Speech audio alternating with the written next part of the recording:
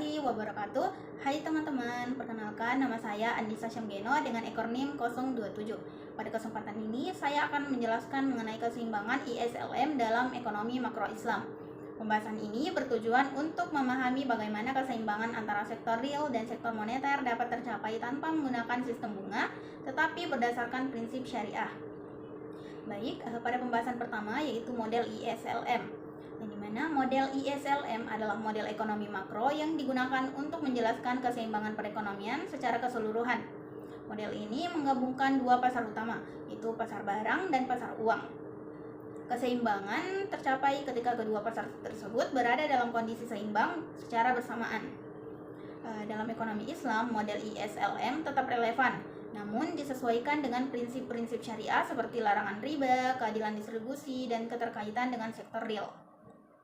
Pembahasan kedua yaitu pasar barang dan kurva IS. Kurva IS menggambarkan keseimbangan di pasar barang. Pasar barang mencakup kegiatan konsumsi, investasi, belanja pemerintah, dan produksi barang serta jasa.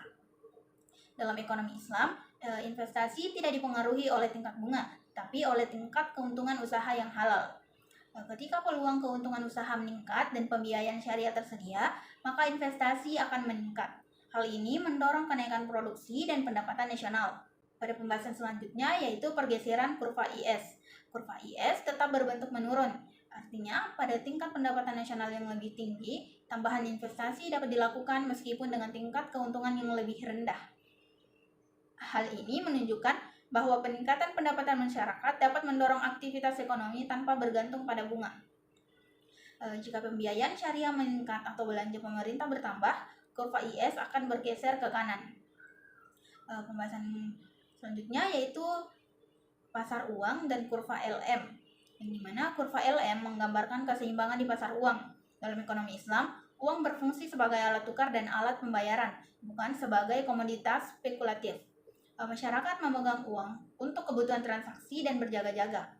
Permintaan uang meningkat seiring dengan meningkatnya pendapatan masyarakat. Selanjutnya yaitu pergeseran kurva LM. Walaupun tidak menggunakan bunga, masyarakat tetap mempertimbangkan potensi keuntungan yang hilang jika uang tidak diinvestasikan dalam usaha real. Oleh karena itu, kurva LM berbentuk menanjak. Jika otoritas moneter menambah jumlah uang beredar melalui instrumen syariah, maka kurva LM akan bergeser ke kanan.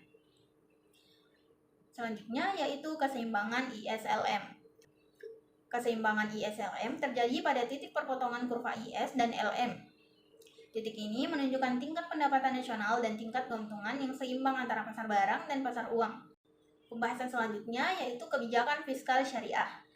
Kebijakan fiskal syariah meliputi belanja pemerintah, pajak yang adil, serta pengelolaan zakat, infak, dan wakaf.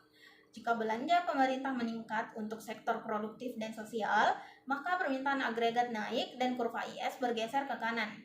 Kebijakan ini berperan penting dalam mengurangi kesenjangan dan meningkatkan kesejahteraan masyarakat.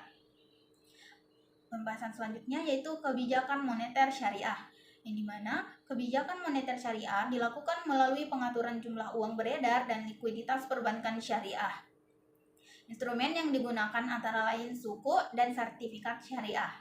Kebijakan moneter yang longgar akan mendorong investasi, meningkatkan output, dan menggeser kurva LM ke kanan. Adapun kesimpulan pada pembahasan tersebut, model ISLM dalam ekonomi Islam menunjukkan bahwa keseimbangan ekonomi dapat dicapai tanpa riba. Sistem ini menekankan pembiayaan berbasis bagi hasil, penguatan sektor real, dan distribusi pendapatan yang adil. Dengan demikian, model ISLM menjadi alat penting untuk memahami perekonomian Islam yang stabil, produktif, dan berkeadilan. Baik, itu saja yang dapat saya sampaikan. Wabillahi taufiq wal hidayah. Wassalamualaikum warahmatullahi wabarakatuh.